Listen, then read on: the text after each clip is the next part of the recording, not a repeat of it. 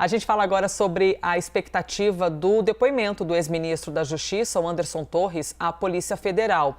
E estamos atentos, às movimentações ali nas regiões de Brasília. O advogado de Anderson Torres já chegou ao local onde ocorre, de acordo com as previsões neste momento, o depoimento de Torres à polícia. Para a gente poder compreender os entornos jurídicos desse movimento, a gente conversa agora com o advogado criminalista e também professor da FGV, o Celso Vilardi. Professor, obrigada pela gentileza da entrevista. Boa tarde a você e a todos. Nós noticiamos agora há pouco que o advogado de Torres indicou que ele poderia manter-se em silêncio nesse depoimento, que ele não falaria. Qual pergunta eu faço ao senhor? Isso pode trazer alguma consequência negativa à situação do ex-ministro de Bolsonaro? Olha, Elisa, para o bem do país seria bom que ele falasse, né? Porque a gente teria muitas questões que a gente gostaria de que fossem esclarecidas pelo ex-ministro. Agora, em termos de processo penal, em termos de processo constitucional, a Constituição Federal determina que o acusado pode permanecer em silêncio e nenhum prejuízo pode advir deste silêncio para sua defesa. Portanto, a questão de esclarecer, falar ou ficar em silêncio é uma opção da defesa técnica dele e tem que ser respeitada. Certo, nós estamos acompanhando essas movimentações em Brasília e a chegada do advogado, ou seja, que deve estar ocorrendo agora o depoimento. Nesse entorno político que nós estamos acompanhando, e existem inclusive as possibilidades de, quem sabe, uma delação no futuro, de, quem sabe, uma acariação entre o governador do Distrito Federal junto a Anderson Torres. De que maneira o senhor avalia que podem ser os desenrolares dessa caminhada para que cada vez nós tenhamos mais acesso às informações de o que aconteceu para não ter havido segurança em Brasília no dia 8? Olha, eu acho que, independentemente do depoimento do ex-ministro, que tem o direito, como a gente acabou de dizer, de ficar em silêncio, é muito importante que a Polícia Federal se apresse em dar as respostas que o país precisa ouvir e responsabilizar, se for o caso, não só uma pessoa ou duas, mas todas as pessoas que efetivamente contribuíram para aquele acontecimento trágico do dia 8. Acho que nós estamos entrando num ambiente melhor. Eu achei, e disse isso aqui na própria CNN, que nós tivemos um certo excesso na semana passada por parte do Supremo Tribunal Federal.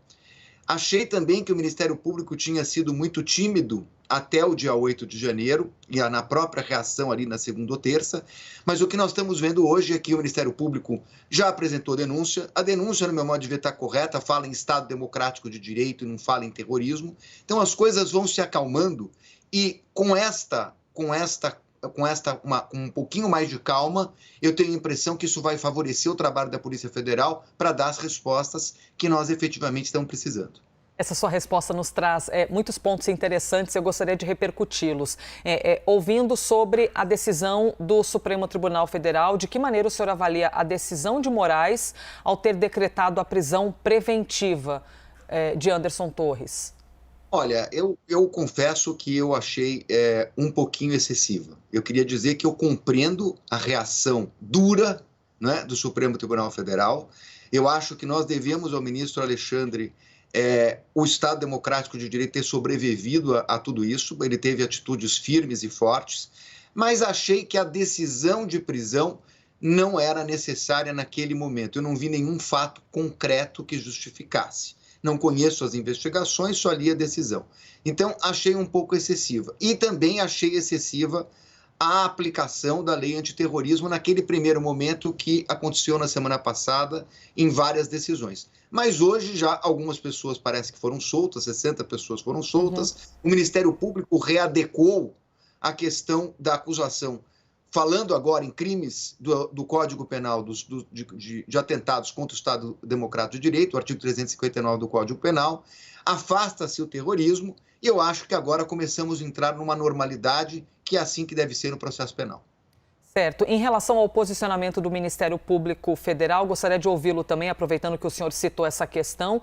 O Ministério Público, que é liderado pelo PGR, Augusto Aras, que foi indicado por Jair Bolsonaro. O senhor avalia que a postura foi mais silenciosa do que combativa, principalmente nos últimos atos? Eu achei a postura do Ministério Público tímida, principalmente até o dia 8 de janeiro e ali no entorno do dia 8. Depois começou a agir com a criação competentemente, diga de passagem.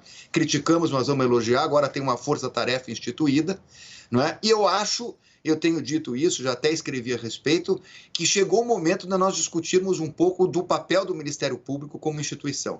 Nós não podemos ficar sempre a reboque de uma pessoa. Isso não é bom para o país. Nós temos que ter decisões do Procurador-Geral da República, mas nós temos que criar recursos, possibilidade de efetivamente levar ao Supremo posições da cidadania que não estejam de acordo com o Procurador-Geral. Isso é democrático. E o Supremo tem que decidir da melhor forma possível. O que não pode hoje é ter uma exclusividade na questão da tutela da ação penal, que isso pode ser, como esses últimos meses demonstraram, pode não ser o ideal. Professor, já que o senhor avaliou, e na nossa tela está essa frase, decisão de prender Torres foi desnecessária, de qual maneira o senhor avalia que poderia ter sido esse rito, então, que não tivesse sido preso, mas que tivesse recebido a ordem de comparecer para um depoimento?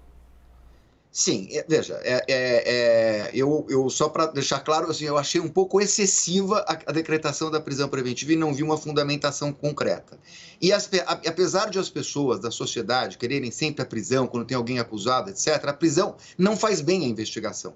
Porque a prisão, quando é decretada assim no primeiro momento, ela gera um prazo muito curto para a investigação, de 10 dias com mais 10 dias, 20 dias. É pouco, num caso como esse. Então, eu prefiro aqui como um analista, né, que eu não conheço os autos, vamos deixar isso claro, mas como analista, como uma pessoa que se dedica a estudar direito, eu preferiria que primeiro fosse feita a investigação e aí, em cima de elementos concretos, efetivamente, se fosse necessária a prisão, que fosse decretada, né? Mas naquele momento eu não vi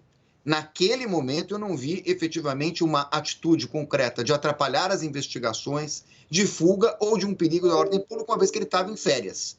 Agora, se existe elementos que seja punido, eu não estou defendendo, até porque eu acho que todos os que praticaram os atentados têm que ser punidos. Só que a gente tem que punir sem qualquer tipo de excesso.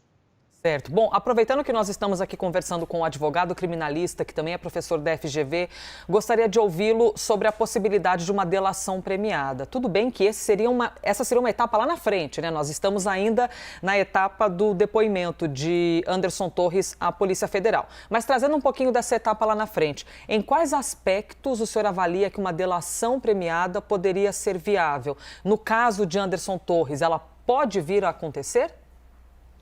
Olha, veja, quando a gente fala em delação premiada, a gente tem que falar, em primeiro lugar, numa confissão de um crime por parte da pessoa que vai fazer a delação, né? Quem faz a delação é quem se assume como autor de um fato criminoso, entregando outros aspectos, outras circunstâncias e indicando, se o caso, outras pessoas.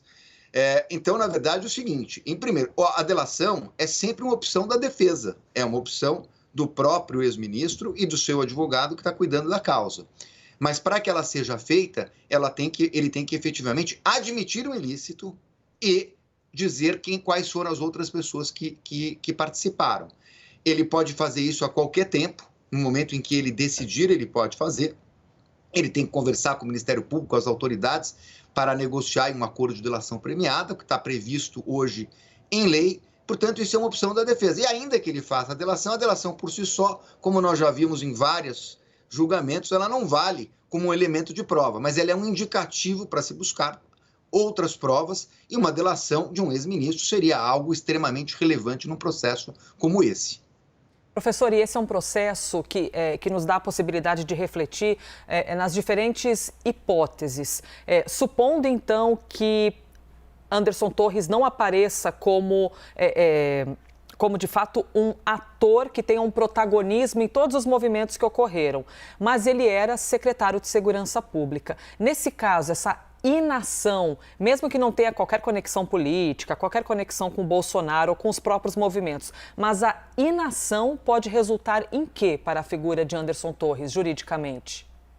Lisa, você faz uma pergunta muito técnica, né? Isso, na verdade, é o que nós chamamos em direito, existe até livro sobre isso, né? Que, na verdade, é um crime doloso por omissão, né? É possível alguém praticar um crime doloso por omissão, ou seja, por não agir? É possível. Mas a doutrina diz que, para que uma pessoa pratique um crime dessa forma, ele tem que ter o dever de garante. O que é o dever de garante? Ele tem uma obrigação de agir. Evidentemente que o secretário de Segurança, como todos nós sabemos, tem a obrigação efetiva de garantir a segurança do local onde ele está exercendo o cargo de secretário. Agora, a questão aqui ela é mais complexa. Ele saiu em férias. Então, assim, a pergunta é, pode alguém ter dever de garantia em férias? A princípio, a resposta é não.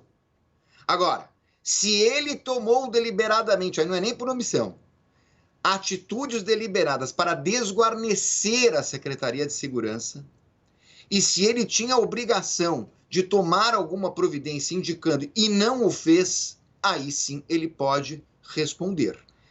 Então, na verdade, não dá nem para dizer que é só uma omissão. A gente precisa investigar se ele teve uma participação ativa nisso.